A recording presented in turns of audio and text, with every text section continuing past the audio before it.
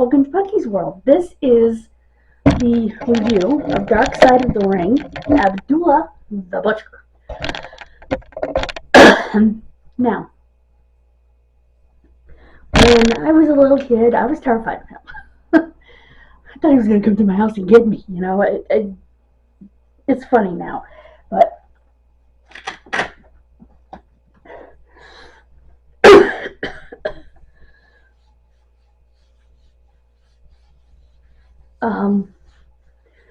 but I've seen interviews with him, and he's just a person. Even before this.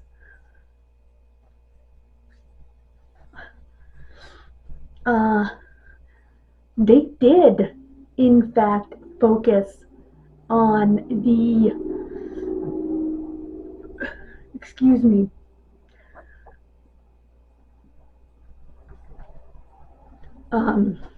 hepatitis C controversy case and whatnot.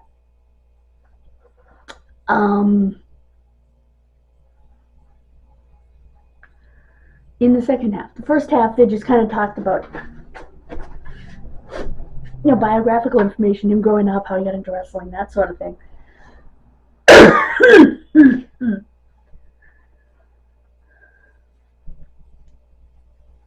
His family was poor, and his mother's job was cleaning the local funeral home. And he never realized she was on her hands and knees washing floors and stuff till he went there one day, and he decided he was going to get her out of that, as a lot of kids do. And so once he made money in wrestling, he got her out of that.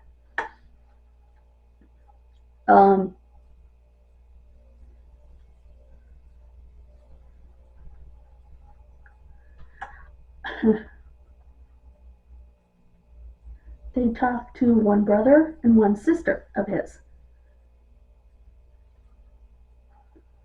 My sister didn't say a lot. His brother is highly defensive of him, to a point that he doesn't need to be. And his brother is like, you're one of the best in the world, and he's this, that, and the other. It's like, okay, are you doing an interview, or are you cutting a promo for your brother, you know? There's sort of a fine line between an interview and cutting a promo. For me. He should have been his brother's miniature manager. Because compared to his brother, he's a miniature. They do look very much alike, though.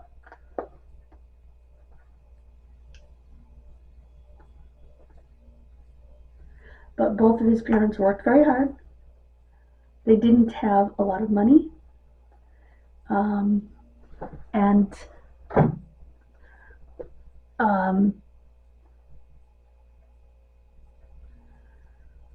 Like I said, he started wrestling. He was introduced to it because he was a martial artist. And believe it or not, before he became a wrestler, he taught little old ladies self-defense. I kid you not. I thought that was the most hilarious thing. Can you imagine? Abdullah the Butcher, with Gary Hart, saying, if you're not afraid of this man, the mighty Abdullah the Butcher,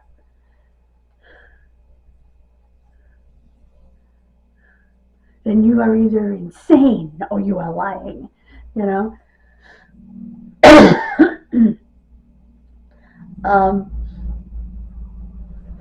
it's the same guy who taught little old ladies how to defend themselves.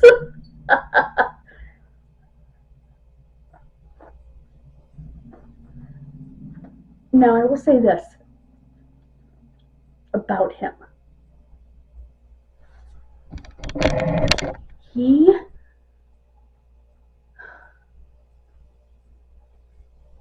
One thing he did in his career that they didn't really, well, they didn't talk about it all,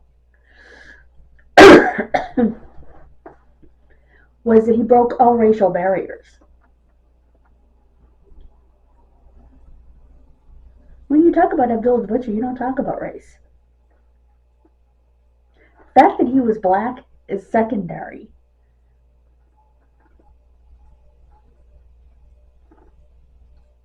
Nobody cared. He was making the promoters money hand over fist.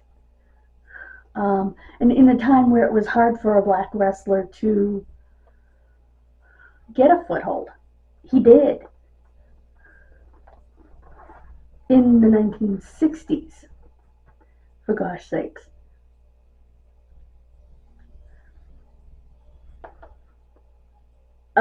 In the Sheik's territory, which is who he patented his style after.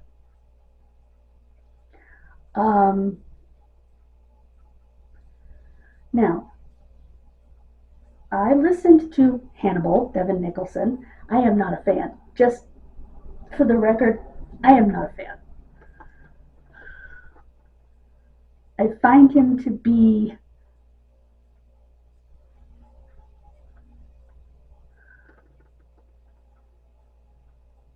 a jerk. I don't know how else to put it. I want to say overbearing. That might be the wrong word. He's an unbearable jerk. In my opinion. And I've thought that because I've watched a few of his Hannibal TVs on YouTube. And I just find him terrible. And this interview didn't do him any favors.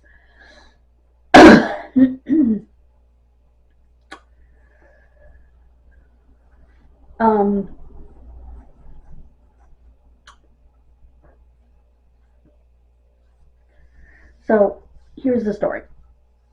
When it comes to that, I'll just break the story down to brass tacks and give you my opinions. He had a match with Abdullah. They had been friends. He had promoted Abdullah as a promoter, Great North Wrestling, and they had worked together as a tag team. They had fought each other, and he was going to be fighting Abdullah in Abdullah's so-called retirement match. And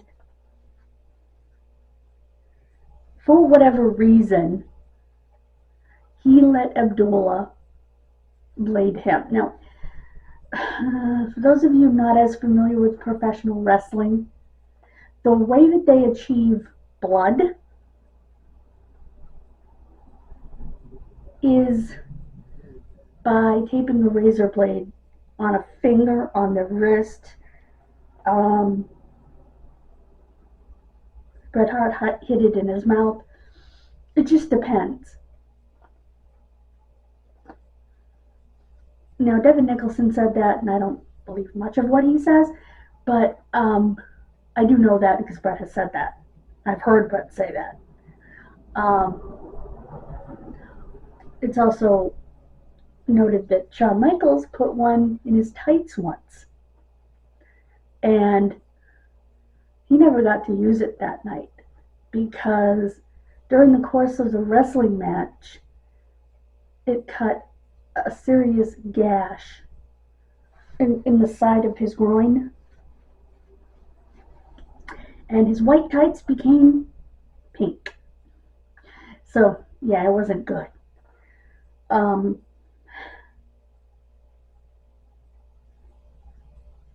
Okay, so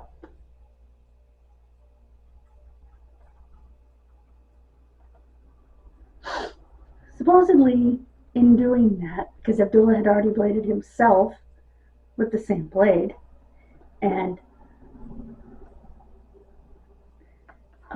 it's rumored that Abdullah didn't change out his blades.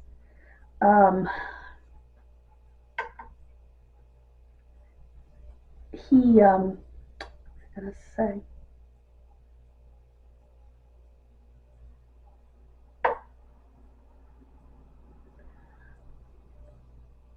got hepatitis C. Well, he didn't know he got it until he was being tested to go to the World Wrestling Federation, because they test you for HIV, hepatitis, all that stuff.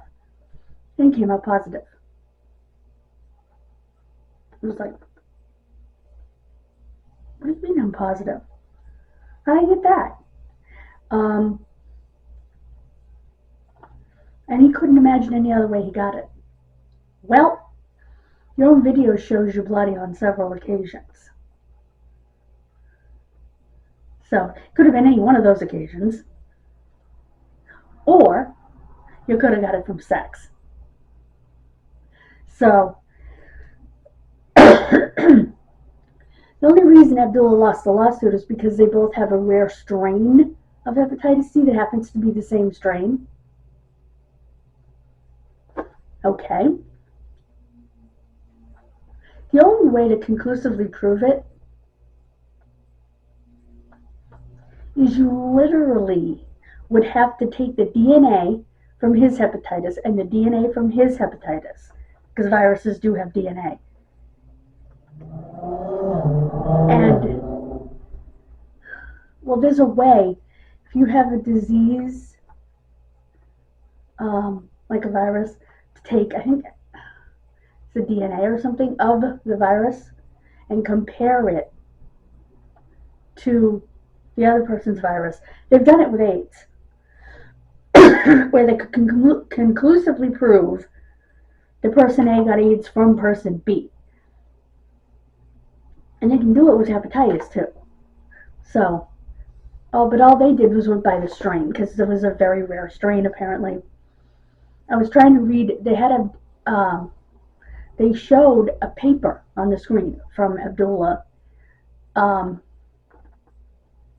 just showed a history of hepatitis C. Now I'm looking at it because I thought, it's blood work? So I read it. I paused the screen and I read it. Excuse me. Sorry. It wasn't. It was imaging of his liver, probably an ultrasound. Actually, it had to be an ultrasound because it was the liver and it showed the kidney. He has the same problem I have, which is the bowel gas gets in the way.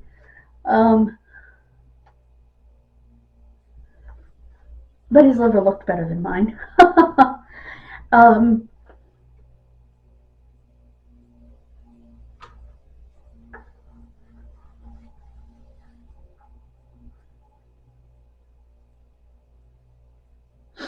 So,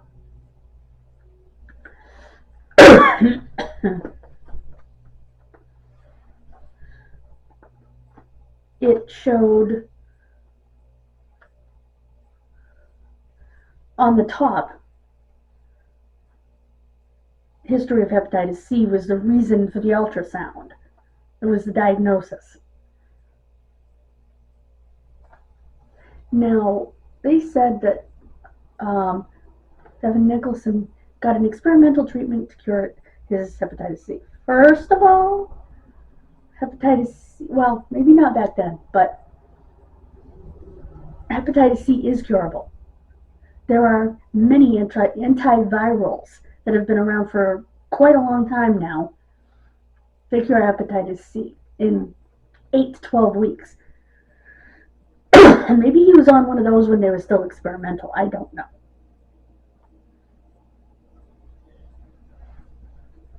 But I do know it's curable.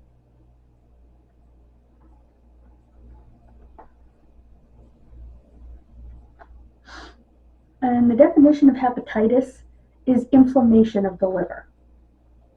Hepa meaning liver, well, hepata meaning liver, itis meaning inflammation.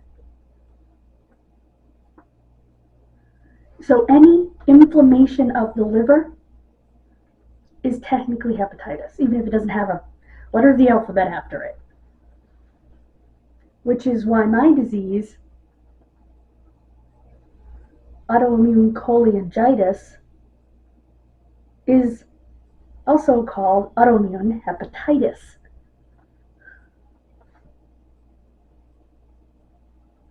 Because I remember the doctor said when they checked the status of her hepatitis from when I had a liver biopsy. And I said, what? And I was like drugged out of my mind. And he said, any inflammation of the liver is called hepatitis. Okay.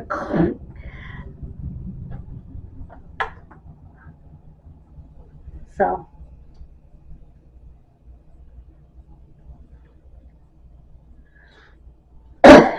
And the World Wrestling Federation actually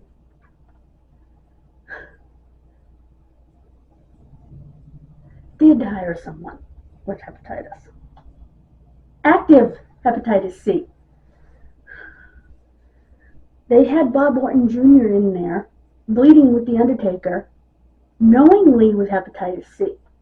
The Undertaker was furious, which I don't blame him, by the way, when he found out. Because they didn't tell him. Oh, by the way, he's going to come in, he's going to come in there with Randy, and he's going to bleed because it's a cage match. And by the way, he has hepatitis C. Say what? No bleeding near me. Didn't give The Undertaker that option. So Mark was absolutely livid afterwards. Go look it up. It's out there. So,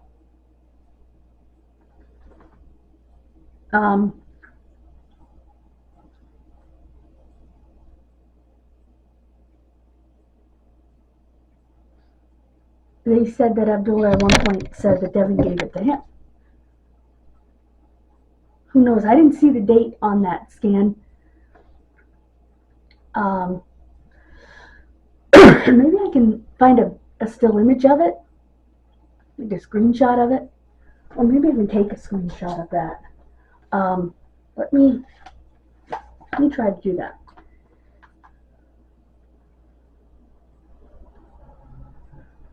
Okay, I'm gonna do that. Go here. Make sure this is turned down because I don't want the audio on. Okay.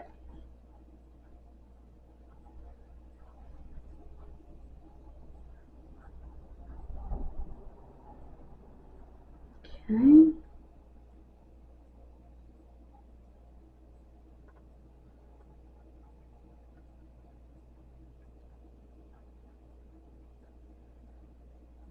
Okay.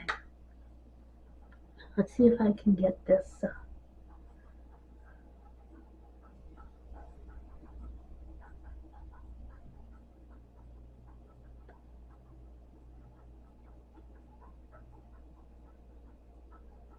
Trying to get that.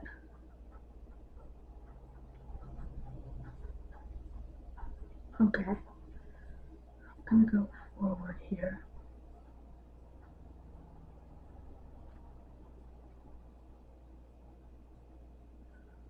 Shoot, I can't move it forward, but I was able to move it back, but I can't move it forward for some reason. Oh, because fast forward is disabled. Duh! So I'll just leave it here in the background.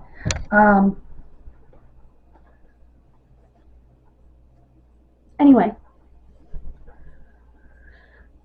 here is my controversial opinion.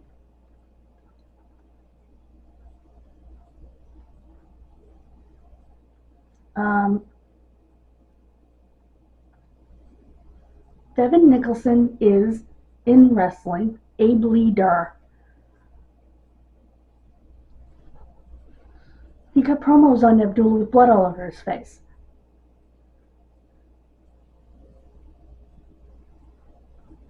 So I think Tony Atlas saying that, oh, he asked Abdullah because he was afraid to do it. He's done it before. So that's no.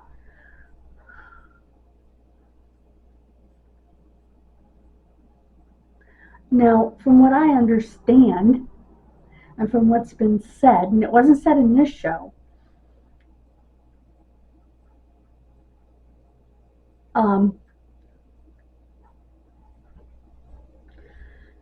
he claimed, well, Abdullah claimed that he didn't cut him. that he did it to himself. As a matter of fact, there was an interview with Abdullah. I'm trying to think. One of those shoot interviews where he explained exactly how it works.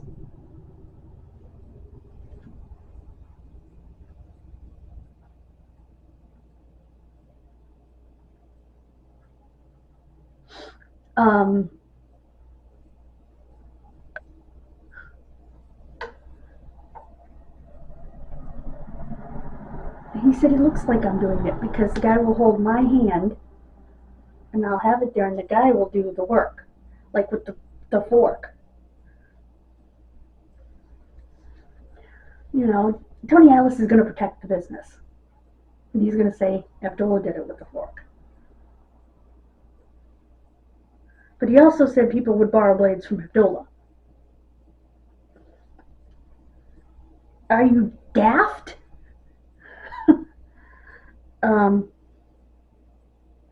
Why would you borrow blades from someone who bleeds every single night if you don't know that he's using clean blades? Sorry.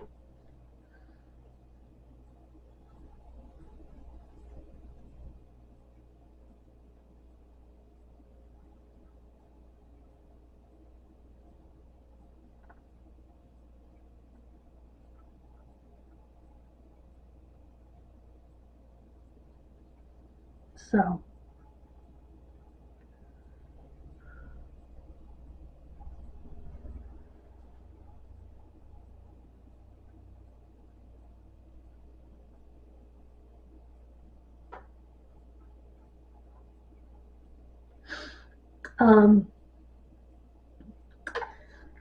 now, when you look at the match, okay,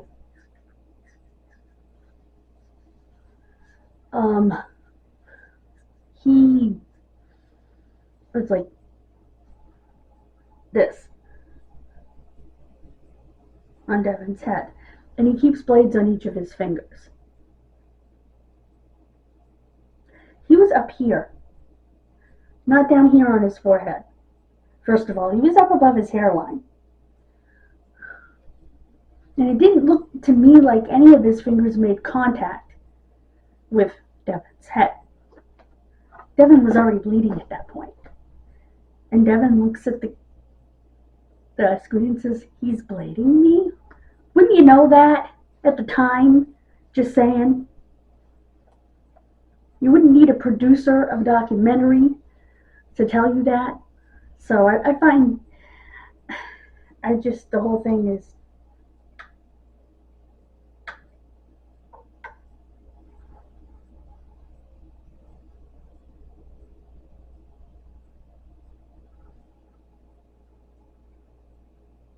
and I just think that I don't trust Nicholson, and truthfully, I don't completely trust Abdullah either. Because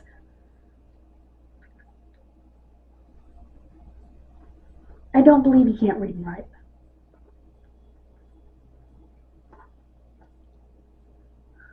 Which is what he claims. And even if he couldn't, he said, well, no, his caregiver said she read him all the letters, then why didn't he go to court? But at the same time, I don't think he should have to pay. I agree with Tony Atlas on that. I'm sorry, but it's professional wrestling.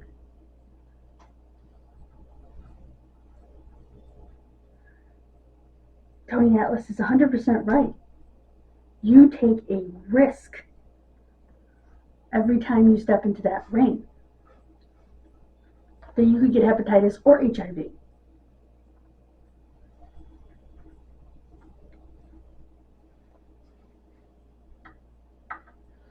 And even if he hadn't bladed him, if he bladed himself, which I think he did, they were both bleeding.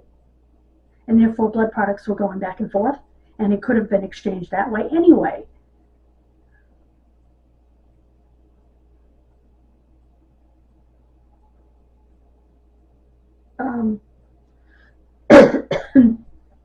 Hugo Svinovich, who was his manager for years, I guess, um, who worked the Puerto Rico territory and who is a Spanish announcer for the World Wrestling Federation, said that he didn't know he couldn't read or write. He did wrestling contracts.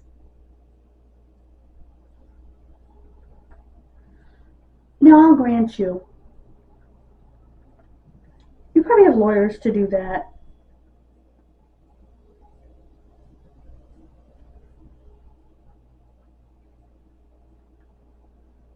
So,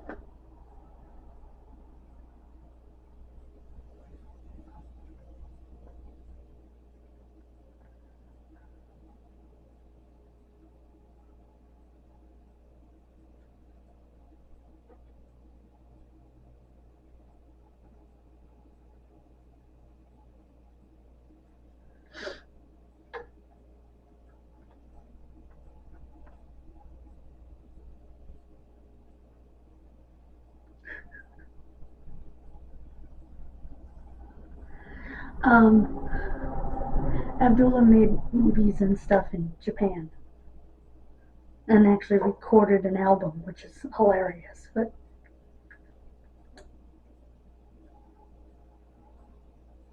then they showed him doing a thing with a TV host on a morning show that him and Tevin Nicholson did, and he supposedly cut the guy with a fork. The guy gave him a fork, and they were messing around, and he took him over to where they were going to do a cooking segment, and he picked up a plate, and not hard, just kind of smacked it on his head. I think the plate was like gimmicked.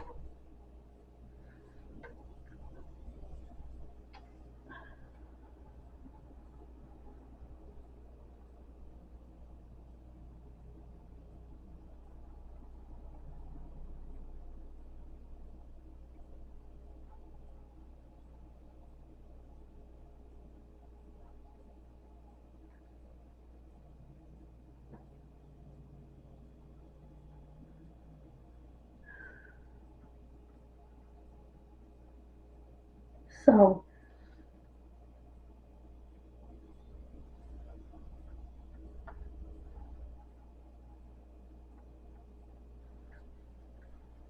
I think the plate was preset there, you know. Devin comes out like pretending to pull him off, picks up the girl, takes her away, you know. It was all staged. So for Devin to say, oh, we wouldn't get away with that today. Well, what if it was staged? Which was very clearly staged.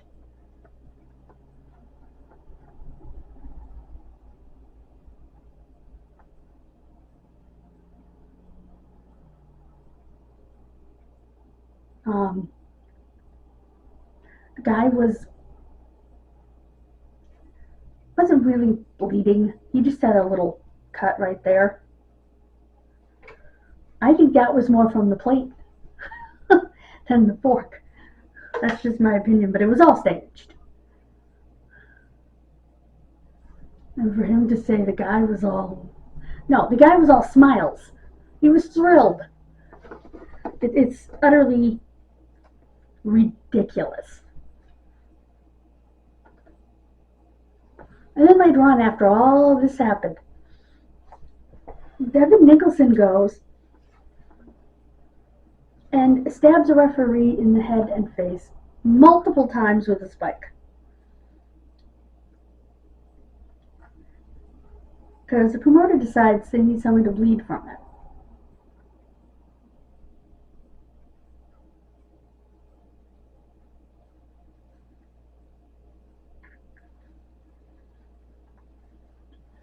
It's like,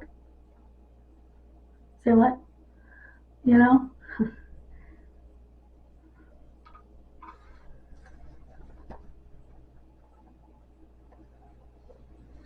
And they said that referee was a known bleeder, so you wouldn't have a problem with it.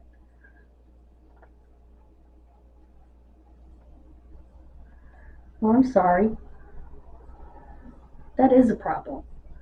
He had groups of stitches in, like, I don't know, 5, 6 places on his face and head. And he looked swollen, and yeah, it was terrible. Still waiting for that piece to come up. Anyway, it's just sitting here in my lap. Um,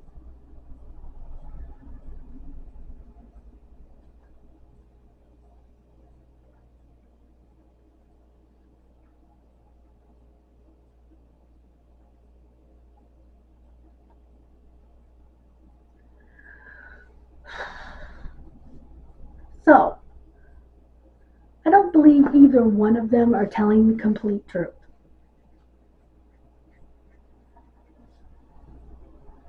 I do think Tony Atlas is right. And McFoley said he used to see Abdullah read menus.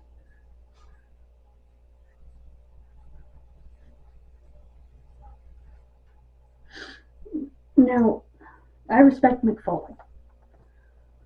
I think he's very honest, he's open, and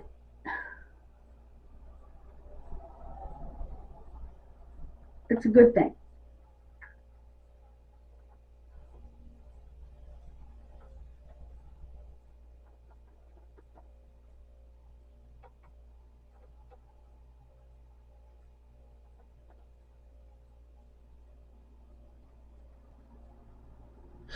And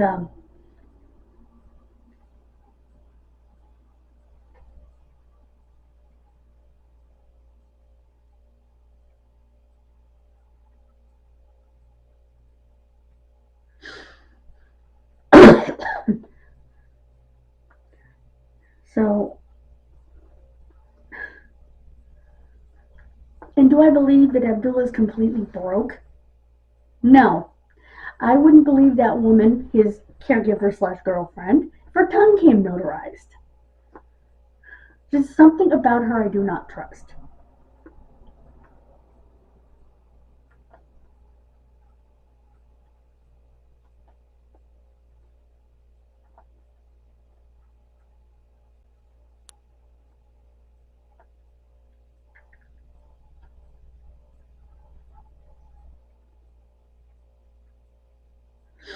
Um,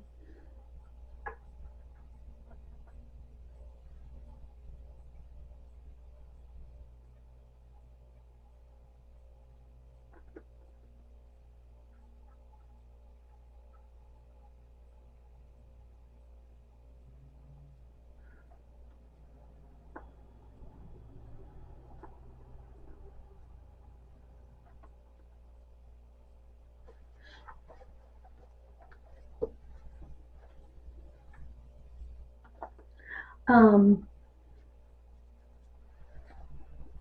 yeah, we're getting closer to that spot. So what I'm going to do is pause you, and when I get to that spot, I will take a screenshot. Oops.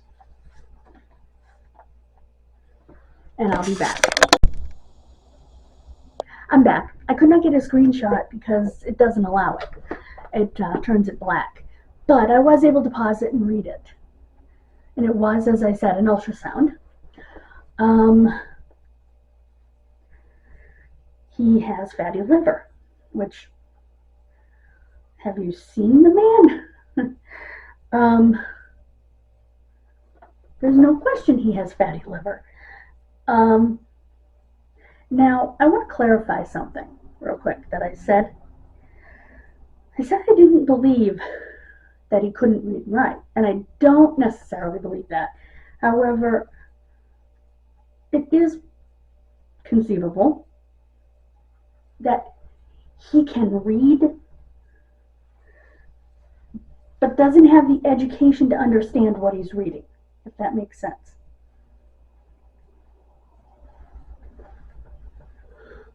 Ooh, excuse me.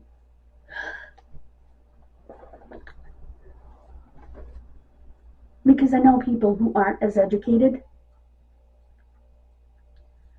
who can read and write perfectly well, but don't always understand things.